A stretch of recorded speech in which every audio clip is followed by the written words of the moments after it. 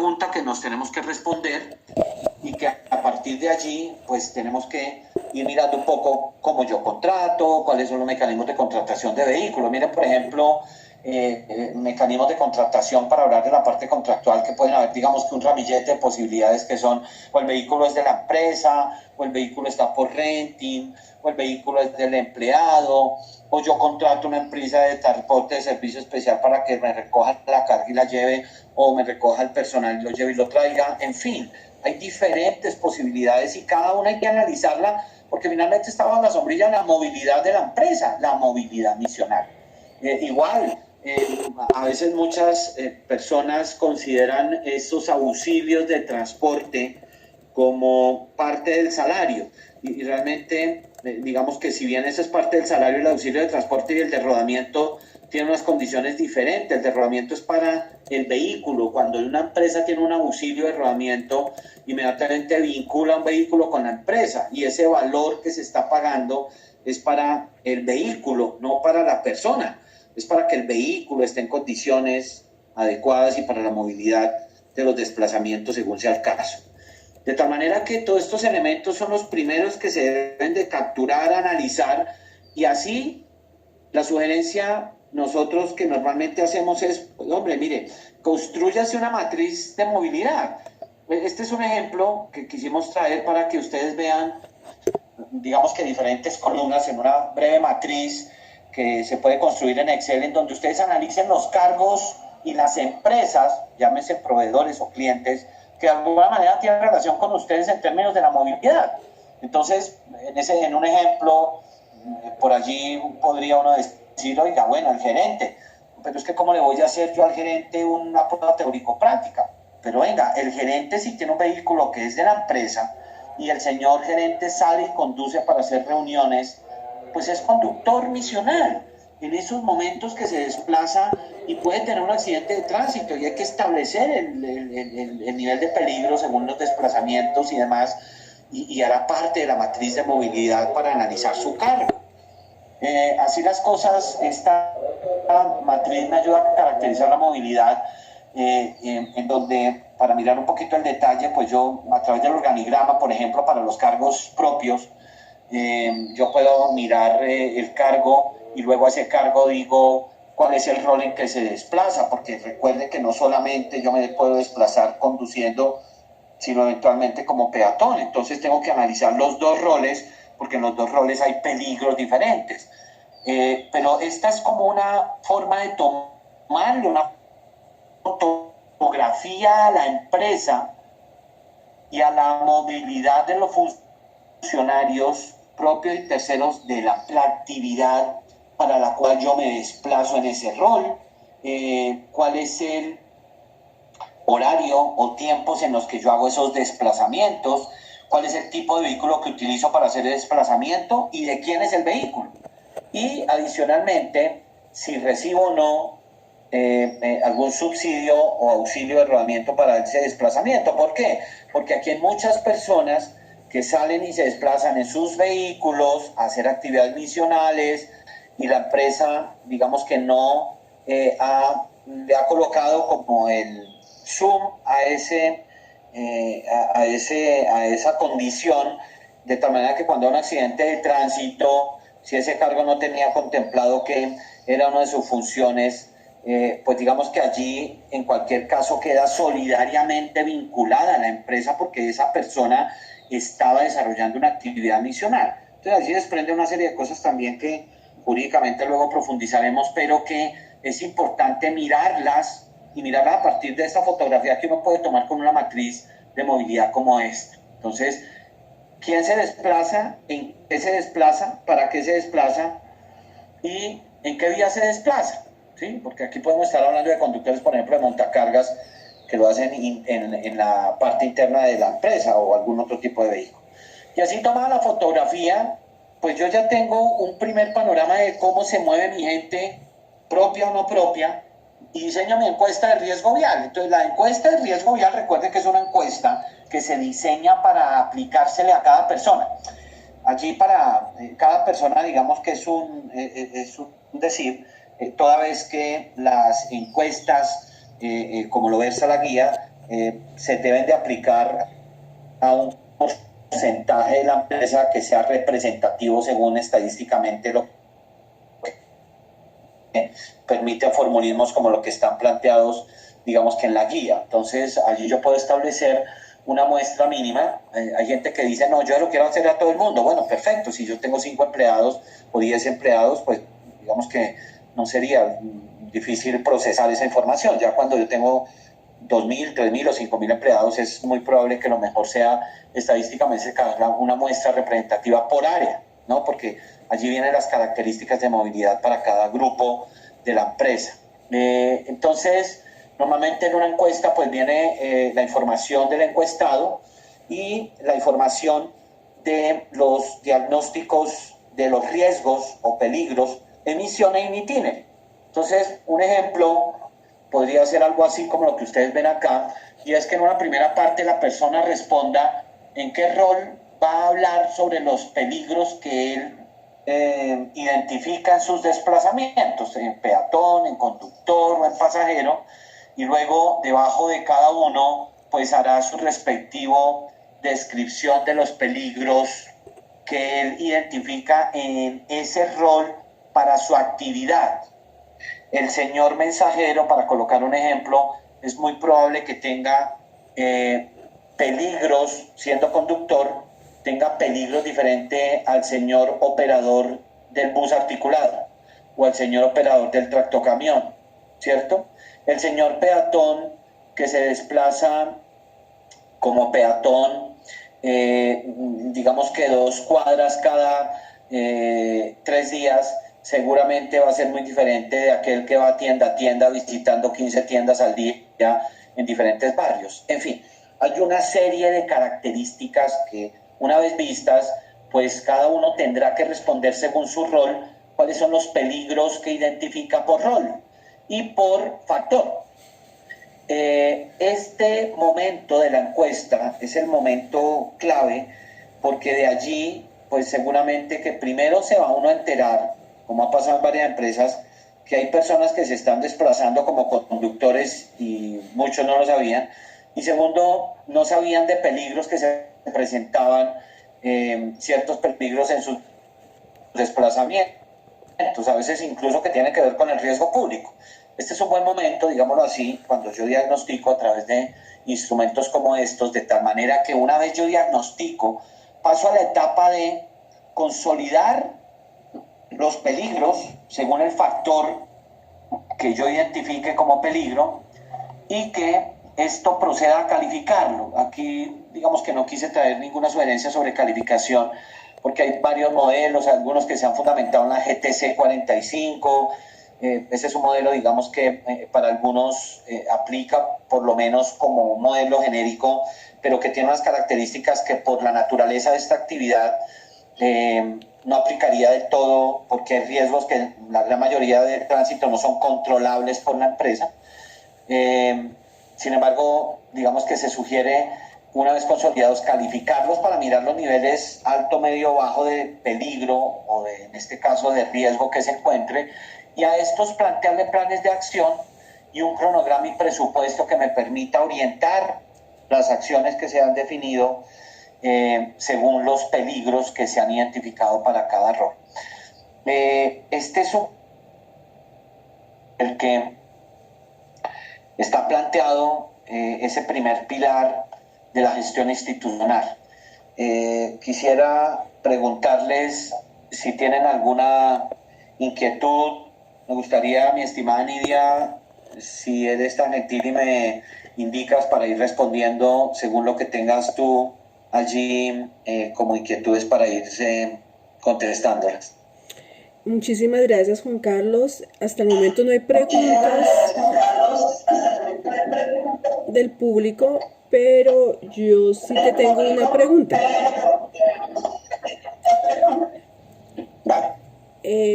Ha sido muy interesante ver la guía metodológica y ahí tú hablas de 2 tipos de riesgos: el riesgo de la vía, del entorno, y el riesgo personal.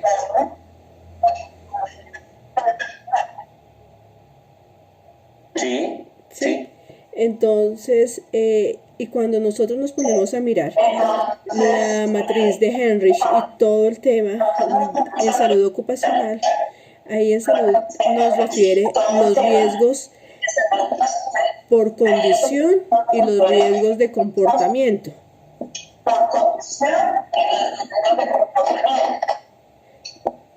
Qué pena, Juan Carlos, es que hay algo al fondo tuyo. ¿Será que tienes dos equipos? No, aquí está todo en silencio. Está todo en silencio. Entonces debe ser alguien que tiene por ahí el micrófono prendido. Por favor, apagamos voy a darle nuevamente mute y volvemos. Bueno, Juan Carlos. Creo que no se escucha bien. Hola, Juan Carlos, ¿ya me escuchas mejor? ¿Te escucho bien? Perfecto, es que por ahí alguien tenía el micrófono abierto. No, siguió con el problema. ¿Qué será? ¿Seré yo? Te voy a escribir, Juan Carlos, la consulta. ¿Te parece? ¿O ya me escuchan todos mejor? Claro que sí, dale. Ok. Vamos a apagar mi micrófono.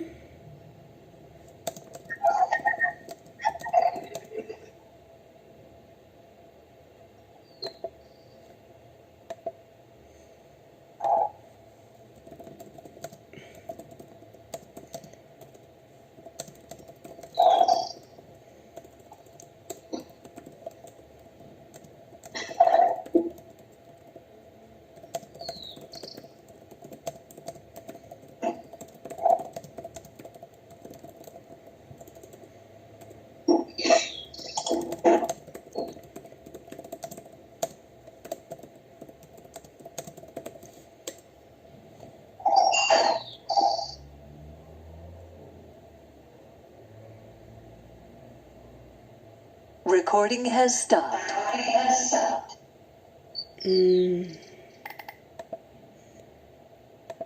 Aló, ¿me escuchas un poco mejor? Tú me escribiste... No he visto la pregunta, ya te escucho. Ah, ok, perfecto. Mira, la pregunta era sobre los... Ya, es que estaba grabando la sesión, pero parece que este sistema no funciona. ¿Sí? Entonces, mi pregunta es, cuando yo he leído la guía metodológica, ahí tú hablas de dos tipos de riesgos: los riesgos de entorno y los riesgos de los actores viales. Pero cuando nos sentamos a mirar la metodología laboral de riesgos de Henrich, posteriormente recogida por BIRT, ahí ellos nos hablan también de riesgos de condición y riesgos de comportamiento. ¿Es algo similar?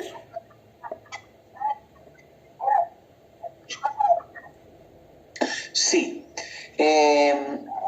Aquí lo sugerido en la guía es que al final, después de que yo analice cada cargo y su desplazamiento, los peligros los vaya y los relacione a los 4 factores que son los que están presentes en el accidente de tránsito y que en esta encuesta se podrían, digamos que, identificar. Por ejemplo, alguna idea o forma equívoca de diligenciar una encuesta es decir que el hueco genera un accidente de tránsito. Pues digamos que es obvio, si ustedes me lo permiten, que un hueco es un peligro que puede ocasionar un accidente de tránsito. Aquí lo que se busca es que la persona en su condición de movilidad indique que hay huecos, para poner el ejemplo de una vía interna, a la salida del parqueadero, y que eso hace que haya una maniobra de peligro que puede interactuar con un peatón, esa condición, y se pueda generar un accidente de tránsito, de tal manera que allí hay que identificar el hueco, decirlo como peligro porque en realidad es un peligro, pero hay que relacionarlo con el sitio en donde la persona identifica que están ese hueco y que puede generar una condición insegura, es decir, puede generar un accidente de tránsito. Esa es la clave, digamos, a la hora de diligenciar. Y esto lo menciono a propósito de lo que tú dices, porque cuando lo relaciono con Hendrix, por ejemplo, en temas de comportamiento, es exactamente lo mismo. Cuando una persona habla por celular, es claro que se genera un nivel de desconcentración en la conducción y todo lo que esto representa. Allí toca es identificar por qué esa persona tiene que contestar el teléfono cuando está haciendo una labor misional, en este caso una conducción, o incluso como peatón, que ya sabemos que también, digamos, que genera desconcentración y un posible accidente de tránsito. En efecto, la idea es que estas circunstancias propias de cada uno de los actores viales se lleven a esos 4 grupos o factores y se listen en cada uno de ellos, que ya lo mencionaba, son el factor humano, el factor vía, el factor vehículo y el factor gestión, en este caso, que era un poco lo que mencionamos tal vez en la charla anterior, y es que la gestión impacta positiva o negativamente en los 3 factores, así los 3 factores estén muy bien diseñados. 16 horas de conducción de aquí a Barranquilla, es probable que una persona, después de 4, esté en un nivel de estrés, desconcentración y demás que pues genera un altísimo riesgo de que ocurra un accidente de tránsito. Muchas gracias, Juan Carlos. Jimmy nos hace 2 preguntas. ¿Qué preguntas deberían estar en la encuesta y en promedio cuántas preguntas? Y la segunda pregunta que nos plantea es, cuando una empresa es a nivel nacional y tienen varias sedes, ¿cada sede debe formular un plan?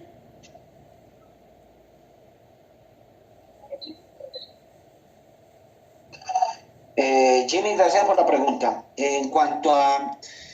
Voy a comenzar por las sedes. El plan estratégico de seguridad vial debe de presentarse por NIT, es decir, por empresa.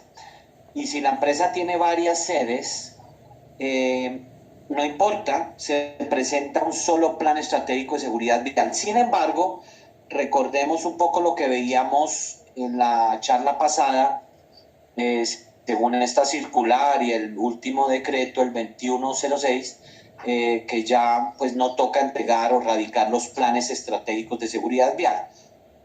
Sin embargo, en cualquier caso, el plan estratégico de seguridad vial es uno solo por la empresa, y ese debería de tener particularidades ya o como capítulos, si así aplica, específicos para que se manejen cosas particulares, seguramente en alguna sede, según el caso que aplique, pero debería estar bajo una sola sombrilla, y ese es un único documento de plan estratégico de seguridad vial. La respuesta es un solo documento, un solo plan estratégico de seguridad vial.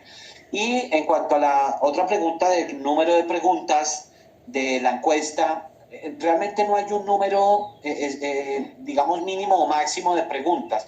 Aquí las preguntas tendrían que estar desorientadas a que quien sea encuestado le quede claridad de que cuando yo le diga que me responda qué peligros ve o identifica en sus desplazamientos, esas preguntas o esos peligros, para él que me identifique, se los liste en los 4 pilares que he mencionado: en el vehículo, en la vía, en el entorno, en el factor humano y en el de gestión. Es decir, que cuando yo le pregunte a él sobre sus peligros, le deje como 4 grupitos, 4 casillas, por decirlo así, opcionales, en donde él pueda decir, oiga, sí, mire, cuando yo salgo a la calle, he identificado que del factor humano, de comportamiento, me distraigo, pero también veo que el conductor que lleva, estoy colocando ejemplos, quien va conduciendo, el señor habla por celular, si es una buseta, pues digamos, contratada por la empresa, y al señor, digamos, que adicionalmente no se coloca el cinturón de seguridad o no nos hace colocar el cinturón de seguridad y adicionalmente el vehículo identifico que las llantas viven lisas. Entonces ya cada una de las condiciones o los peligros, ojalá los pueda identificar según su naturaleza de desplazamiento para cada uno de los factores. Ahí yo diría que no hay un mínimo máximo, sino más una condición que ojalá esté listada por cada factor. Perfecto, muchas gracias Juan Carlos. KJ Cayón nos pregunta, ya lo habías dicho pero igual, ¿a partir de cuántos vehículos se debe establecer un plan? Bueno, la respuesta es lo que está en el artículo 12 de la ley 1503 y ya digamos ratificado por el ministerio, es que dice que propios o subcontratados de 10 unidades, a partir de 10 unidades, y hay una coma que dice o personal de conductores. Eso significa que si una empresa tiene 0 vehículos, pero tiene 2 conductores, le toca hacer un plan estratégico de seguridad vial. Tengo 3 vehículos, pero 2 conductores. Conductores, recuerden que no es cargo conductor, sino persona de la empresa que misionalmente conduzca, ¿vale?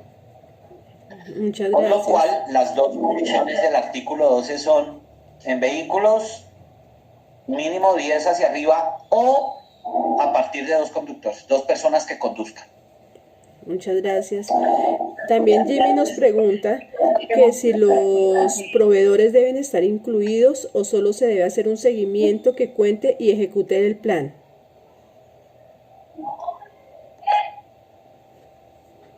Muy bien, buena pregunta. Ahí es donde está la definición de las responsabilidades de los participantes en la cadena.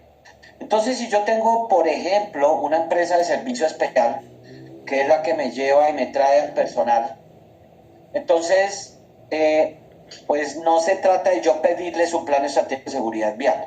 Ya cada uno responderá como empresa en la presentación o no de su plan estratégico de seguridad vial. Aquí yo tengo que, si es un proveedor, colocarle unos requisitos. Entonces los requisitos es que si me va a hacer un desplazamiento de mi personal, pues yo voy a garantizar que el personal que conduzca los vehículos sea idóneo y que los vehículos estén en condiciones adecuadas y la empresa esté preparada para que tenga un plan de contingencia en caso de un accidente de tránsito o una varada, sus pólizas, que así lo exige la ley según el tipo de empresa de transporte, en fin. Entonces yo debo de colocar los requisitos en mi plan estratégico de seguridad vial para que los proveedores lo cumplan. Eso no significa que yo tenga que al proveedor montarle un programa de mantenimiento, por ejemplo. Debo de exigirle unos requisitos para que esos requisitos me los presente en la periodicidad que yo acuerde con él y que luego yo eventualmente a ese proveedor le pueda hacer alguna auditoría sobre el cumplimiento de estos requisitos que me está presentando, auditorías eventuales a los vehículos, a los conductores, a las rutas, en fin. Eso es, digamos, que lo que al final se espera que quede definido dentro de nuestro plan estratégico de seguridad vial. Muchísimas gracias. Jesús Rueda nos pregunta, ¿cómo el SGST, el Sistema de Seguridad y Salud en el Trabajo, se integra con el PESP? Jesús, ¿cierto? Sí, señor, Jesús. Jesús, entonces, pues al final creo que todos entendemos como este plan estratégico de seguridad vial como un pequeño sistema de la seguridad vial en nuestras empresas y hay muchos elementos que hoy, si bien quedaron en este artículo de la 312 como un ítem que me digamos que orienta a que el plan de seguridad, ¿no? Aquellos elementos comunes con los requisitos del plan estratégico de seguridad vial. Entonces, ¿cuáles son esos requisitos comunes? Por ejemplo, los comités, lo puedo integrar. porque debo de montarle indicadores a la seguridad vial. Entonces, ¿para qué yo monto dos tableros de gestión o de indicadores si debo de tener uno solo como empresa y dentro de esos indicadores, pues como mínimo colocar los indicadores que tengan que ver con la vial? Los responsables, cuando yo tengo responsables en un sistema, pues en este caso de recursos humanos, en los procesos de selección, pues digamos que seguramente son comunes en el Compaso y en el Comité de Seguridad Vial. Y así los planes de acción que muchas empresas ya tienen andando en seguridad vial, como los programas de capacitación y demás para el personal, pues seguramente integran dentro del programa, dentro de un solo programa en la empresa, y será otro elemento que se puede integrar entre plan estratégico de seguridad vial y sistema de gestión y seguridad salud en el trabajo. Gracias, Juan Carlos. Javier Muñoz nos preguntan, en cuanto a las personas que no son contratadas con cargo de conductor, pero la empresa lo habilita para conducir, pero no lo quiere reconocer como conductor, ¿qué responsabilidad tiene la empresa? Muy buena pregunta. Pues sí, la respuesta es toda. ¿Por qué? Porque recuerden que en un hecho de tránsito se presentan en el evento de que hayan como consecuencia del accidente de tránsito, además de el tema contravencional, si la consecuencia son daños, lesiones o muerte, y esta persona está desplazándose cumpliendo una orden patronal, vincula inmediatamente a la empresa. Conozco casos, esto que voy a mencionar son casos ya fallados por jueces, en donde, recuerdo el último, le tocó pagar algo así como 1.800 millones de pesos a una empresa en un accidente de tránsito después del proceso, además de investigación, en donde se vinculó a la empresa como parte de la responsabilidad sobre el accidente de tránsito de una persona que era auxiliar contable.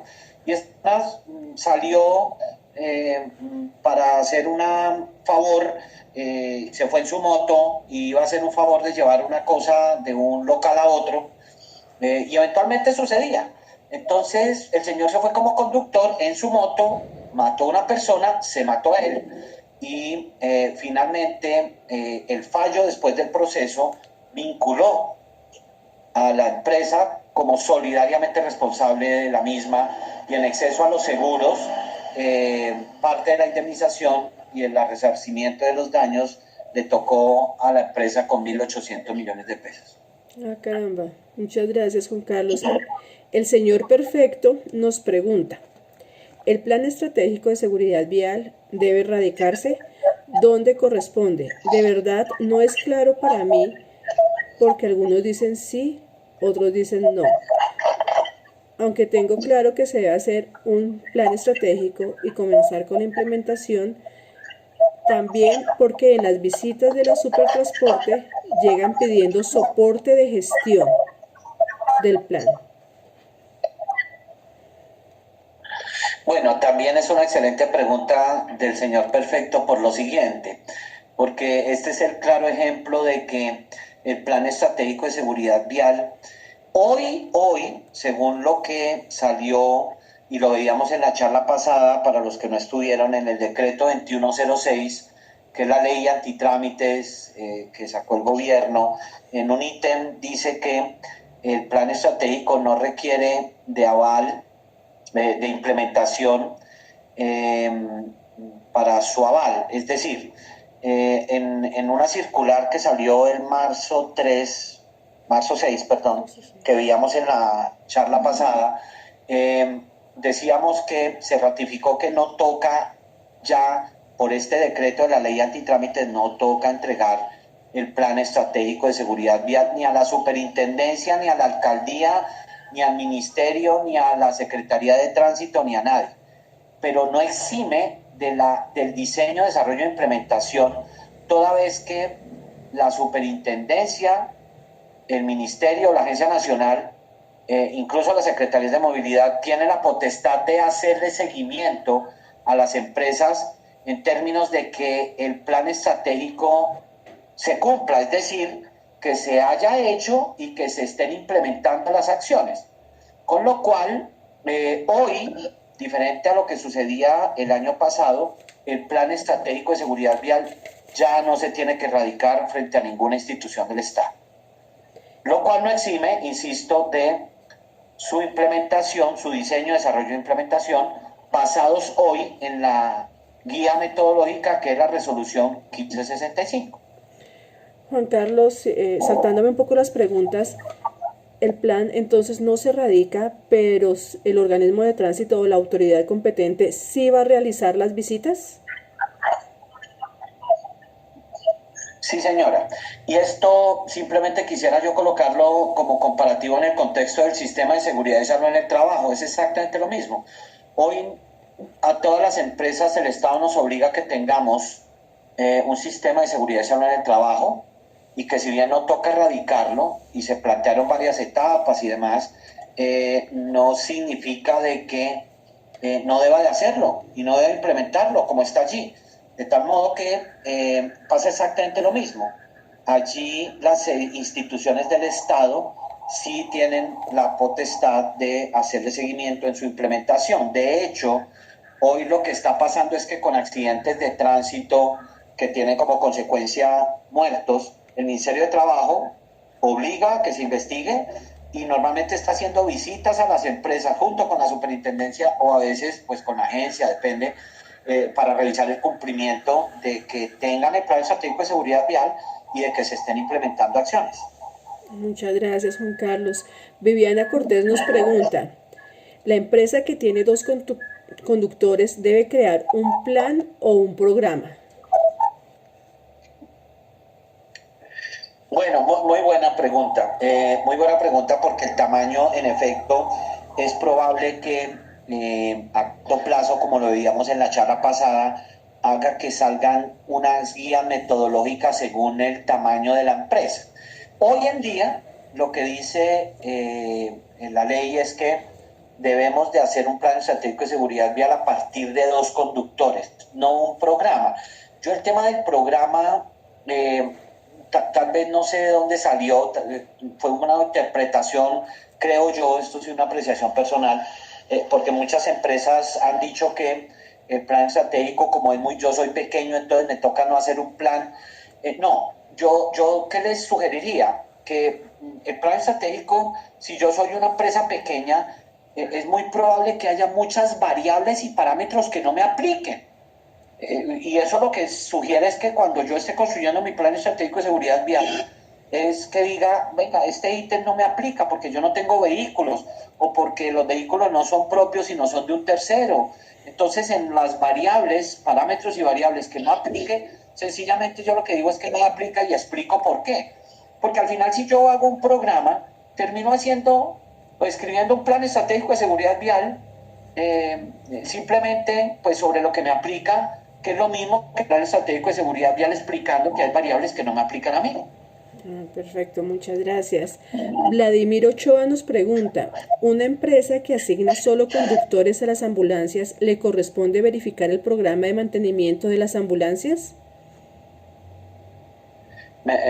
Mi estimado Vladimir, buenas tardes. ¿Me podría repetir la pregunta, Nidia, por favor? Que si una empresa que asigna solo conductores a las ambulancias, según lo que entiendo, no es del vehículo, sino solamente el conductor, ¿le corresponde verificar el programa de mantenimiento de las ambulancias? Sí, señor. Ese es el deber ser, porque yo entendería que la empresa está colocando los conductores y otra empresa pone el vehículo. Entonces allí, por lo que define el artículo 12, a mí me tocaría hacer un plan estratégico de seguridad vial, pero no me exime de la responsabilidad de que en la cadena, quien pone el vehículo, yo defina contractualmente qué hace él y qué tengo que verificar yo, porque yo soy quien coloco los requisitos y viceversa. De tal manera que en cualquier caso, la respuesta es sí. Perfecto, muchas gracias. Jimmy nos vuelve a preguntar, aunque te voy a unir 2 preguntas, ¿sí? En una. y después terminamos con la de Jimmy. Mauricio Pardo y Elkin Guío preguntan, ¿cómo puedo demostrar la idoneidad del conductor? Esa es la pregunta de Mauricio. Elkin nos dice, se habla mucho de idoneidad, como verificar la misma para quien realiza las pruebas en general, los mantenimientos y los requisitos. Bueno, a ver si entendí bien la pregunta. La idoneidad está mencionada en efecto en varias partes de la resolución 1565, la guía metodológica. Entonces, quisiera partir de la definición de idoneidad en términos de, pues aquí lo que se busca es que la persona que vaya a desarrollar una actividad tenga academia y o experiencia, ¿cierto? De tal manera que en este contexto, en la academia y en la experiencia, esté fundamentada la responsabilidad de la actividad o función de una persona. En este caso, pues un conductor es idóneo a partir de que tenga una licencia de conducción avalada por el Estado, eso es lo primero, pero es que aquí al conductor yo normalmente no le diagnostico si sabe conducir o no, porque se entiende que si ya va a ser parte del proceso de selección debe tener una licencia con unas características definidas según el tipo de vehículo. Luego yo lo que estoy diagnosticando es un hábito, habilidad y un conocimiento. Esa es una prueba tamiz. Ahora, ¿quién aplica la prueba tamiz? Entonces, quien la aplique debe tener idoneidad, que está referida a que sea una persona que tenga el criterio, y esto es muy importante, por eso la pregunta me parece tan importante, es que tenga el criterio para aplicar una prueba tamiz definida por la empresa. Recuerden que las pruebas tamiz, por ejemplo, para el caso de las pruebas de los conductores, deben de ser diseñadas y descritas dentro de mi plan estratégico de seguridad vial. Entonces yo tengo que decir, oiga, si yo voy a contratar un conductor para que maneje una mixer, pues el señor debe de tener tantos años de experiencia. Yo defino el perfil de cargo, defino la experiencia, defino los requisitos, defino los hábitos y habilidad de la operación que necesito diagnosticar y los coloco en algún sitio para que alguien de la empresa, bajo esos criterios que yo he establecido, tenga la idoneidad, es decir, que haga el trabajo a partir de un conocimiento definido, insisto, en el modelo que yo establezca dentro de mi plan estratégico de seguridad vial para aplicar las pruebas y se califique según el estándar que yo como empresa he definido. Ahora bien, esto también sugiere que hay empresas que esas pruebas las mandan a hacer con otra empresa, llámese pública o privada o persona natural. Yo lo que tengo que establecer son que ese modelo de calificación o de prueba tamiz obedezca al estándar que yo como empresa definí dentro de mi plan estratégico de seguridad vial. Muchas gracias, Juan Carlos, muy clara tu respuesta. Vamos a hacer 2 preguntas más y ya cerramos, ¿sí? Jimmy tenía una pregunta hace rato. ¿Y si la empresa tiene varias actividades, ejemplo minería, cielo abierto con maquinaria, obras civiles, varios vías, puentes, transporte de materiales, y se separan por proyectos o unidades de negocio, los riesgos cambian? ¿Qué manejo debería dar un solo plan a las actividades cuando las actividades económicas son diferentes? Muy buena pregunta, porque esto, mira, que sugiere que hay empresas a veces que hacen planes estratégicos por el tipo de empresa cuando es un holding de empresas o grupos empresariales que tienen actividades diferentes, como lo que mencionas en la pregunta, pero finalmente si termina siendo un único NID, es decir, que el NID de la empresa cobija diferentes áreas, unidades estratégicas de negocio, pues yo lo que sugiero, el tema es más de forma que de fondo, me explico. En el documento, pues deben de quedar descritas las particularidades, es decir, los requisitos que sean particulares según sean las características de movilidad de cada una de mis unidades de negocio. Esto lo que va a hacer es un poquito más pesado, por decirlo así, la descripción de eso dentro de mi plan estratégico de seguridad vial. Pero es que normalmente cuando hay holding de empresas se optimizan, digamos que recursos y normalmente el área de recursos humanos es transversal para todas, entonces ahí hay procesos de selección con perfiles definidos para cada cargo según sea la naturaleza del cargo en cada empresa. Lo mismo los procesos de pruebas teórico-prácticas según sea el tipo de empresa. Entonces, para mí, si me lo permiten, el tema es más de forma, en términos de que, así como lo han mencionado, se pueden colocar capítulos con las particularidades que tendrá cada empresa en términos de las acciones que debe tener, y lo que quede transversal, es decir, que sea común para todas, también se puede dejar como un capítulo común para todas y subcapítulos colocando las particularidades de cada una. Pero insisto, todo bajo el mismo modelo del plan estratégico de seguridad vial, es decir, bajo un único documento que conserve todas estas particularidades. Muchas gracias, Juan Carlos. Te voy a unir 3 preguntas. La de Marcos, la de Jesús y la de Yadir. Y quizás yo me voy a tomar la concesión de responder 2 de ellas. Marcos llega y te dice que si se puede ubicar este plan estratégico de seguridad vial a escala mayor, donde involucre una ciudad y no una empresa o institución propiamente dicho. Ahí a Marcos le quiero comentar que eso se llama Plan Local de Seguridad Vial o Plan Nacional de Seguridad Vial. Que estos 5 pilares y los criterios, eso hace parte de unas sugerencias de la OMS para todo el mundo. Tú al final me corriges si estoy diciendo alguna barrabasada, Juan Carlos. Jesús nos pregunta que si la empresa puede contratar con un CEA, ¿sí?, para las pruebas teóricas y prácticas, que si se puede o no. Y por último, Yadir pregunta que qué reducción de accidentes han tenido las empresas que han aplicado el plan, para ver si funciona o no funciona.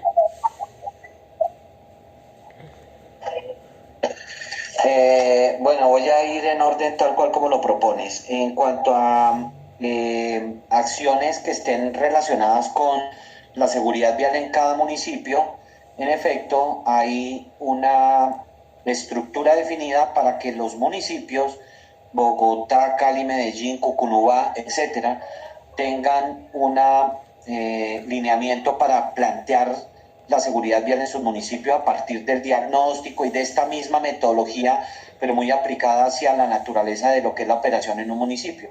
Eso se llama Plan Municipal de Seguridad Vial. Hay una guía metodológica para el diseño de ellas, y ya muchos, si ustedes entran y buscan por internet, hay muchos municipios de Colombia que ya tienen diseñado, desarrollado e implementado su Plan Municipal de Seguridad Vial. Muchos de ellos incluso trabajan de la mano con la empresa pública y privada de su municipio para, digamos, fortalecer las acciones en la prevención de accidentes de tránsito. En cuanto a la segunda pregunta, si pueden contratarlo con un centro de enseñanza automotriz, las pruebas. Sí, digamos que aquí lo que es importante entender como empresa es que lo que debemos de garantizar en nuestro plan estratégico de seguridad vial es la definición del perfil de cargo y de las variables que para mí como empresa es importante diagnosticarle a una persona que va a conducir, de tal manera que la aplicación ya de la prueba, es decir, del diagnóstico a esa persona, la puedo hacer con personal propio o personal tercerizado. En este caso, los terceros son empresas privadas, y uno de esos, digamos, que ofrece el servicio son los centros de enseñanza automotriz, y varias, insisto, empresas privadas y personas naturales que tienen la idoneidad para desarrollar la actividad, pero en ningún caso puede estar desalineado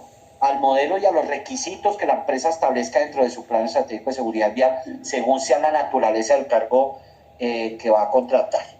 Y tercero, sobre la pregunta de la reducción de la accidentalidad en las empresas, quiero decirles que si bien hoy las cifras muy probablemente en este último año no fueron tan alentadoras en términos de número de muertos. Ahora seguramente no muy lejano saldrá las cifras formales, a cuando ya en la página de la agencia hay cifras que muestran los resultados de la siniestralidad del 2019, de la accidentalidad. Se disminuyó en lesiones, se aumentó en el número de muertos, pero quiero decirles que nuestra lectura es que en las empresas que ya han venido implementando acciones de seguridad vial han habido reducciones importantes de accidentalidad. Y quiero decirles que el Plan Estratégico de Seguridad Vial no es la solución, en la medida en que yo tengo un papel, permiten el término, en un escritorio cumpliendo por decir que cumplí con un requisito y a la final no hago nada real.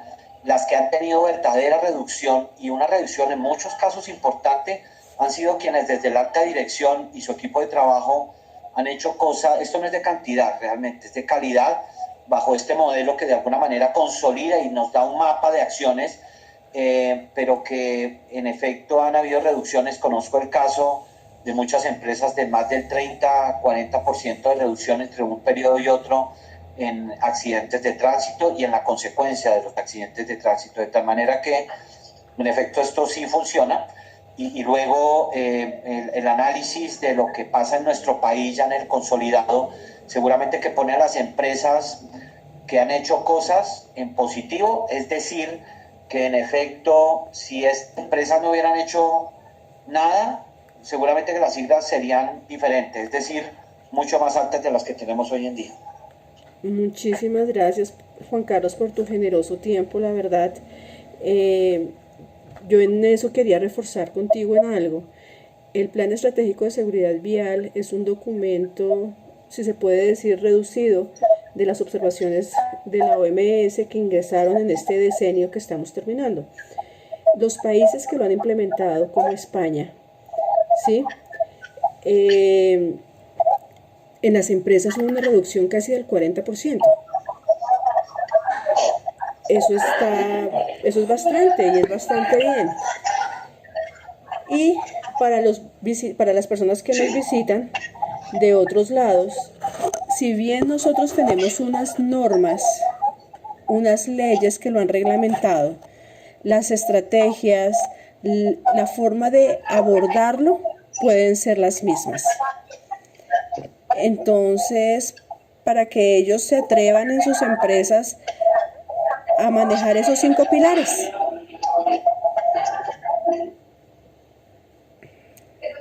Voy a colocar en mute nuevamente a todos. ¿Sí? Entonces esa es la invitación, que esta no es algo solamente para Colombia, no es algo que solamente nos aplique a nosotros porque tenemos unas leyes o más que todo unas resoluciones que lo obligan, sino también es un compromiso de la empresa, como tú muy bien lo decías, Juan Carlos, una responsabilidad social que tenemos. Hay algo que la verdad es maravilloso. Por aquí Flor Salamanca nos preguntaba que si hay alguna base de datos donde podamos verificar si un conductor ha incurrido constantemente en violación de las normas de tránsito y o ha estado involucrado en accidentes de tránsito. Flor, te invito a que veas la charla del CIMIT, ¿sí? Es una de las que ya tuvimos con la directora operativa del sistema integrado de multas de infracciones de tránsito, donde la respuesta es sí, tú puedes consultarlo. Solamente que pues tú ingresas y solamente ves las que no ha pagado, pero puedes hacerle la consulta directamente al CIMIT y ellos te dan respuestas. Y el otro tema es de accidentes de tránsito, eso también lo puedes consultar en el RUNT, eso sí es pago. Muchísimas gracias a todos ustedes por el tiempo, por estar aquí con nosotros, por acompañarnos. Mañana los invitamos a una nueva charla de otro tema. Como se dan cuenta, tenemos una agenda bastante apretada. Juan Carlos, tenemos que mirar cuándo tenemos el otro pilar. Yo creo, no sé si ustedes chicos van a ser capaces de aguantar 2 jornadas, porque la verdad ha sido muy bien recibido por las diferentes personas estas convocatorias que hemos realizado, ¿sí? Y más personas de las que yo pensé han aceptado nuestra invitación aquí. Entonces me están contando. Les agradezco infinitamente su tiempo y nos vemos mañana. Chao. Muchas gracias. Aquí ya nos empiezan a aparecer todos. Hasta luego, ingeniera. Muchas gracias. A ustedes, que estén muy bien. Solo mi estimada Nidia, un abrazo. Caballero, muchas gracias por la capacitación. Muy amable. Con todo aprecio, a ustedes por participar. Tan bonitos. Bueno, chao chicos.